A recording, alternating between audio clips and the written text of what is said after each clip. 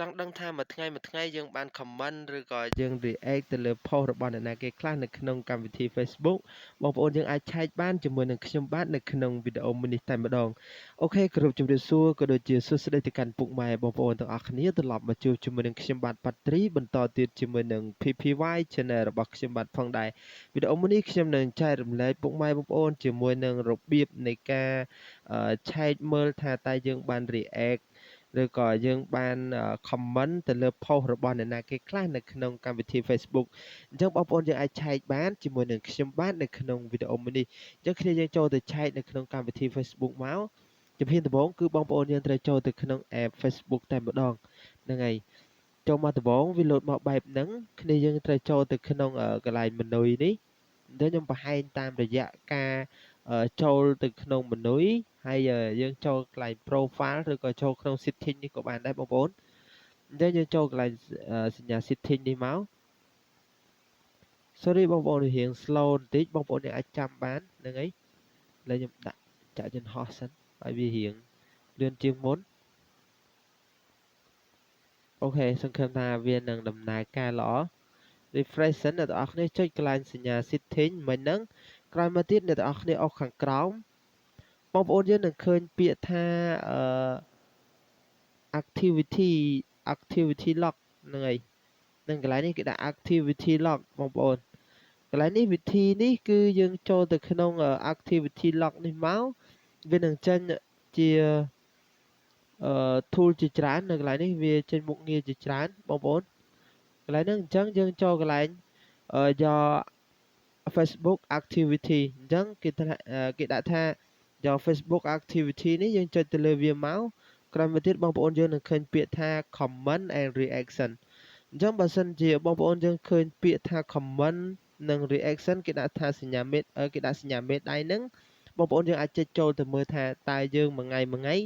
យើងបាន react ឬក៏យើងបាន comment ទៅលើ post របស់អ្នកណាគេខ្លះនៅក្នុងមួយថ្ងៃហ្នឹងអញ្ចឹងបងប្អូនយើងអាចចូលទៅឆែកមើលបានហ្នឹងហើយនេះគឺជាសិតតែជា comment ឬក៏react មេដៃអីហ្នឹងគឺសិតតែយើងបានឲ្យក្នុងរយៈពេលមួយថ្ងៃហ្នឹងគឺយើងបានឲ្យបេះដូងឬក៏ react ជាមេដៃ react ជាបេះដូង comment ទៅលើ post អីខ្លះហ្នឹងគឺលោតនៅកន្លែងហ្នឹងទាំងអស់អញ្ចឹងបងប្អូនយើងអាចឆែកបាននេះគឺជាវិធីមួយដែលយើងអាចឆែកទៅលើការ react ឬក៏ឆែកទៅលើការ comment នៅក្នុងវីដេអូរបស់នៅក្នុង post របស់នរណាគេម្នាក់អញ្ចឹងយើងអាចឆែកមើលឃើញបានអញ្ចឹងបើសិនជាបងប្អូនយើងចង់ដឹងគឺអាចឆែកបែបនេះអញ្ចឹងខ្ញុំមានវិធីមួយទៀតដើម្បីឲ្យយើងឆែកកាន់តែលឿនអ្នកទាំងអស់គ្នានៅពេលដែលយើងចូលទៅក្នុងកម្មវិធី setting នៅក្នុងកម្មវិធី Facebook បែបនេះអញ្ចឹងយើងចូលទៅក្នុង setting មកបងប្អូន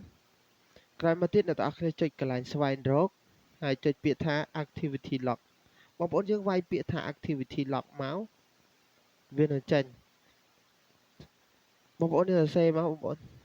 សេ activity lock ហ្នឹងមកចុចស្វែងរកទៅហើយយើងវាយពាក្យនេះមកវានឹងលឿនជាងមុនគ្រាន់តែចុចមកបែបនេះក្រោយមកទៀតយើងចុចទៅលើសញ្ញាយក Facebook activity ហ្នឹងហើយក្រោយមកទៀតយើងចុចពាក្យថាmanage comment and reaction ចុចលើវាក្រោយមកវានឹងលោតចេញជាផ្ទាំង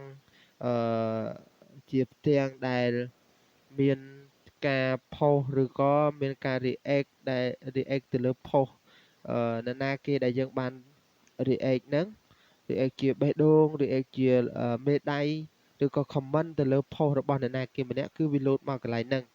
អញ្ចឹងបងប្អូនយើងមានពីរវិធីនៅក្នុងការស្វែងរកការ comment និង reaction ទៅលើ post របស់នរណាគេម្នាក់មិនថាថ្ងៃណាឆ្នាំណាទេតាំងពីយើងបង្កើត Facebook នឹងមកគឺយើងអាចឆែកឃើញហ្នឹងហើយនេះបងប្អូនវាលោតជាថ្ងៃខែឲ្យយើងមិនថា post នរណាគេខ្លះទេគឺយើងបាន like យើងបាន comment យើងបាន share អីហ្នឹងគឺយើងបានreact ជាបេះដូងអីហ្នឹងគឺវាលោតឲ្យយើងបានឃើញទាំងអស់អញ្ចឹងឧទាហរណ៍ថាយើងចង់ចុចថា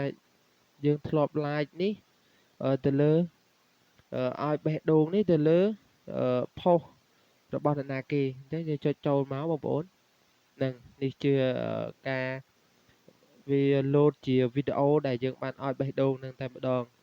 ចឹងនេះគឺជារបៀបឆែកបើសិនជាបងប្អូនយើងចង់ឆែកគឺអាចឆែកបែបនេះបានអូខេបងប្អូនទាំងអស់គ្នាវីដេអូរបស់ខ្ញុំបាទនៅថ្ងៃនេះគឺមានតែប៉ុណ្្នឹងហើយសម្រាប់ការចែករំលែកទៅកាន់ពុកម៉ែបងប្អូនទាំងអស់គ្នាបើសិនជាបងប្អូនយើងពេញចិត្តនៅវីដេអូមួយនេះកុំភ្លេចជួយចុច like ក៏ដូចជាចុច subscribe ទៅលើ channel YouTube របស់ខ្ញុំបាទម្នាក់មួយផងដើម្បីទទួលបានវីដេអូថ្មីៗនិងបទពិសោធន៍ខ្លីៗពីខ្ញុំបាទផងដែរអរគុណច្រើនអ្នកទាំងអស់គ្នាសម្រាប់ការតាមដានទស្សនាវីដេអូមួយនេះពីដើមរហូតដល់ចប់ជួបគ្នាវីដេអូក្រោយទៀតជាមួយនឹងខ្ញុំបាទផងដែរ